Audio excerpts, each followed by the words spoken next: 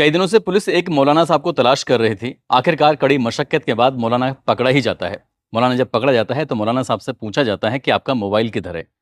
मौलाना ने शायद ये समझा होगा कि जो उनके मोबाइल में था वो डिलीट हो चुका है और कुछ ऐसा था जो शायद उन्हें एहसास ही नहीं था कि वो उसके अंदर सेव थे, उसकी इनर मेमोरी में। पुलिस ने जब अपनी तकनीकी के माध्यम से उन सब चीज़ों को तलाश करने की कोशिश की तो इंटरनेट पर जो देखी हुई चीज़ें थी वो उसकी इनर मेमोरी में सेव था। और पता चलता है कि मौलाना साहब तो गंदी फिल्में देखा करते थे, और जो गंदी फिल्में देखा करते थे उनके पास जो छोटे छोटे बच्चे आते थे वो सब चीज़ें उनको भी दिखाया करते थे। दरअसल आज की कहानी के माध्यम से ये बताने की, समझने की कोशिश करते हैं कि ये कहानी कहाँ की है, कौन थे वो बच्चे, और आखिरकार उस मौलाना की पोल कैसे खुली, फिलहाल अब क्या हो रहा है और भविष्य में उस मौलाना के साथ क्या क्या होने वाला है। दरअसल बच्चों को कहता था कि यदि तुमने किसी से कुछ कहा तो जिन्नात तुम्हारे घर में जाएंगे, तुम्हारे अम्मी और तुम्हारे अब्बू को हमेशा हमेशा के लिए मार डालेंगे। और इसलिए बच्चे वो शांत रहते थे।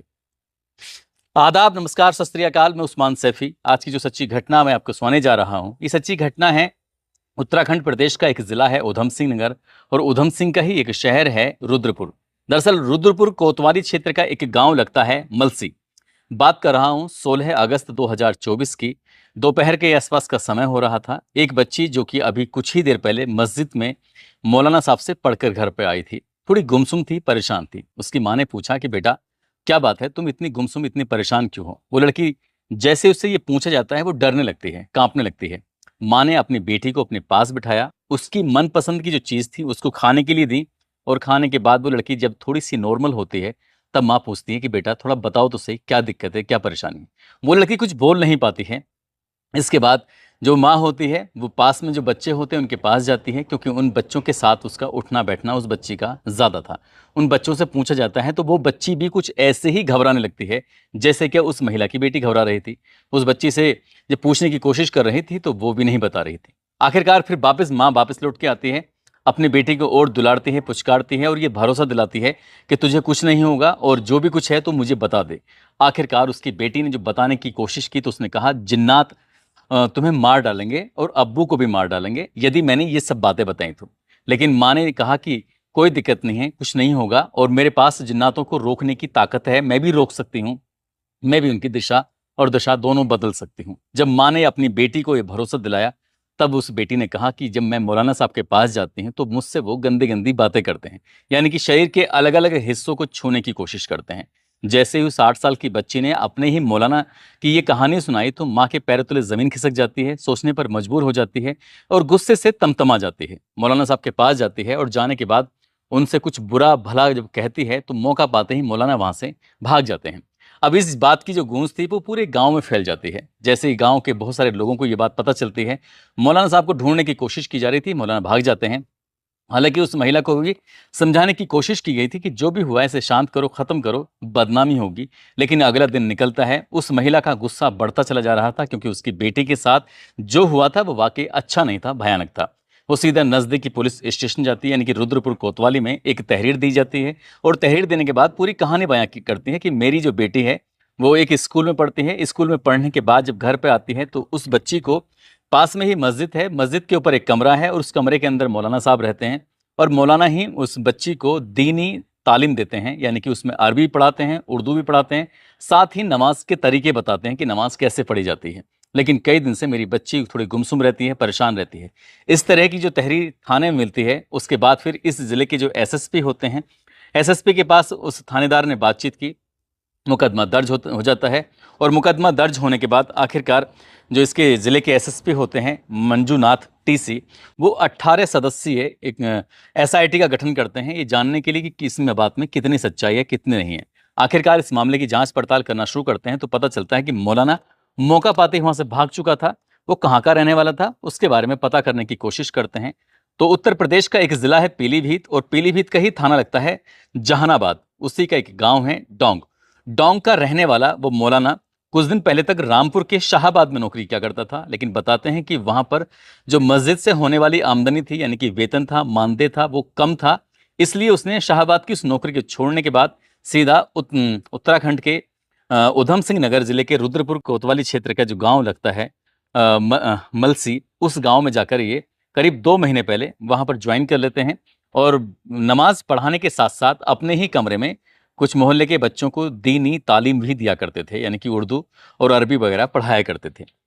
अब मौलाना को तलाश करने के लिए जो पुलिस की टीमें थीं वो लग जाती हैं। आखिरकार मौलाना पकड़ा जाता है और पकड़ने के बाद इस मौलाना को जब लेके आते हैं तो मौलाना साहब से पूछताछ की जाती है कि आखिरकार कहानी क्या है, क्या क्या नहीं है। तो मौलाना ने बिल्कुल इत्मीनान के साथ सारी बातों को बताया कि ऐसा कुछ भी नहीं है, यानी कि उन सब चीज़ों को झुटलाने की कोशिश की।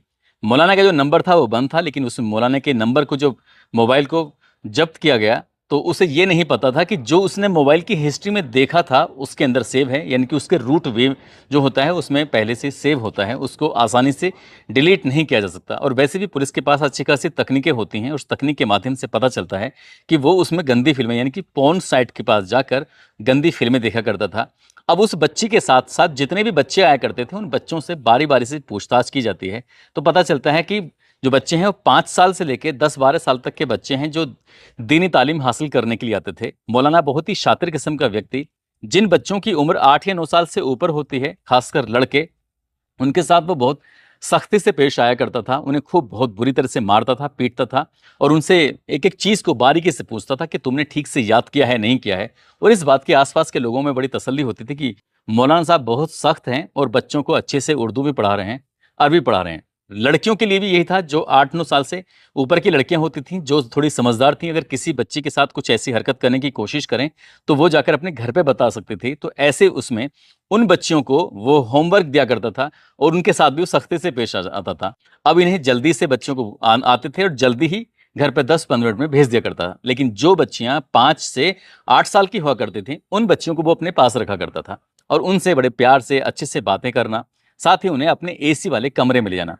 बारी-बारी से उन लड़कियों को वो एडल्ट फ़िल्में, गंदी फ़िल्में, पोर्न वीडियो इस तरह से दिखाया करता था और जो-जो उस वीडियो के अंदर होता था, कुछ-कुछ वैसे ही हरकत करने की वो कोशिश करता था। पुलिस की जाँच में आया कि वो अकेली बच्ची नहीं थी, बल्कि 5 लड़कियों के साथ लगभग 1.5-2 महीने से ये सब ऐसे ही चल रहा था और सब बच्चियों से ये कहा गया था कि अगर किसी ने भी घर जाकर ये सब बताने की कोशिश की कि तुम्हारे साथ क्या होता है, तो जो मेरे पास जिन्नात हैं, वो उसके पास मेरे जादू है और उन जिन्नातों को वो छोड़ देगा, तुम्हारे घर जाएँगे, तुम्हारी मम्मी, तुम्हारे पापा, इनको वो मार डालेंगे, यानी कि उन्हें बहुत नुकसान पहुँचा सकते हैं। छोटी बच्चियों के दिमाग में, दिल में इस तरह का डर बैठाया गया था कि वो जिन्नातों से डरने लगती हैं और यही कारण था कि कई दिनों से, यानी कि बताते हैं 1.5 महीने, 2 महीने से वो लगातार शोषण सह रही थीं। उनके साथ वो किस हद तक गया था, पुलिस इसी मामले की जाँच-पड़ताल में जुटी हुई है। आखिरकार जब ये बात गाँव वालों को पता चलती है कि उसने एक नहीं बल्कि 5 लड़कियों के साथ इतना घिनौना कृत्य किया है, तो गाँव वालों को यकीन नहीं हो रहा था कि जिस व्यक्ति के पीछे वो नमाज़ पढ़ रहे थे, वो शायद नमाज़ भी कभी कबूल हो पाएँगी या नहीं हो पाएँगी। लेकिन इस घटना ने पूरे गाँव को तोड़ कर रख दिया। हालाँकि पुलिस ने जब 18 सदस्यीय एसआईटी का गठन किया है, उस एसआईटी के माध्यम से उस मौलाना की और भी जो बैकग्राउंड हिस्ट्री है कि जहाँ-जहाँ भी वो आज तक रहा है, कहीं ऐसा तो नहीं कि पहले पूर्व में कुछ बच्चियों के साथ, कुछ लड़कों के साथ उसने ऐसा कोई घिनौना गंदा कृत्य तो नहीं किया है। हालाँकि पुलिस अभी ठोस नतीजे पर नहीं पहुँची है, लेकिन उसको रिमांड पर लेने के बाद उससे पूछताछ की जाती है। पूछताछ करने के बाद उसको जेल भेज दिया जाता है और पुलिस इस मामले की जाँच-पड़ताल में जुटी है और जैसे ये बात अखबार, सोशल मीडिया, अलग-अलग माध्यम से जब ये लोगों में फैलती है तो लोगों में गुस्सा आने होने लगता है। ये मामला उत्तराखंड की विधानसभा में भी उठाया जाता है और ये पूछा जाता है कि आखिरकार कब तक इस तरह की घटनाएँ होती रहेंगी। दोस्तों, इस पूरे घटनाक्रम को सुनाने का उद्देश्य किसी को परेशान करना नहीं है, किसी का दिल दुखाना नहीं है, बल्कि आपको जागरूक करना है, आपको सचेत करना है। ज़रूरी नहीं है कि आपके बच्चे मदरसे में ही जाते हों, ज़रूरी नहीं है कि आपके बच्चे स्कूल जाते हों, आपके बच्चे आपके घर से अलावा कहीं भी जाते हैं, घर के किसी सदस्य से भी अगर मिलते हैं, तो आपकी नैतिक ज़िम्मेदारी बनती है अपने बच्चों से बातचीत करें। उनके दिलों में बैठकर उनके बात उनसे इतना प्यार से, इत्मीनान से उनके जगह बनाकर उनके मन में, उनके दिल के अंदर, उनसे ये जानें कि आज तुम्हारे साथ पूरे दिन हुआ क्या है? कहीं ऐसा तो नहीं है आपके बच्चे के साथ कहीं कुछ गलत काम हो रहा हो और अब वो गुमसुम हो और आपको इस बात का एहसास ही ना हो और वो लंबे समय से ऐसे झेलता चला आ रहा हो। आप ये बताएँ कि किस चीज़ को छूने से अच्छा होता है, किसको छूने से गलत होता है? यानी कि गुड टच और बैड टच के बारे में अच्छे से जानकारी दें। हालाँकि सरकार, जो अलग-अलग राज्यों की सरकारें हैं, वो स्कूल, कॉलेजों में इस तरह के प्रोग्राम चलते रहते हैं कि क्या गुड टच होता है, क्या बैड टच होता है, ताकि किसी बच्चे के साथ इस तरह की हरकत ना हो। लेकिन ये परिवार के लोगों की भी ज़िम्मेदारी बनती है कि अपने बच्चों से वो बहुत नज़दीक जाके उनसे ये बातचीत करें कि उनके साथ कहीं कुछ गलत तो नहीं हो रहा है। यदि हो रहा है तो उस अपराधी को, उस आरोपी को, वो चाहे कोई भी हो, किसी भी किस्म का व्यक्ति हो, उसको सज़ा दिलवाने की कोशिश करें ताकि भविष्य में किसी बच्चे के साथ कोई ऐसी घटना ना हो।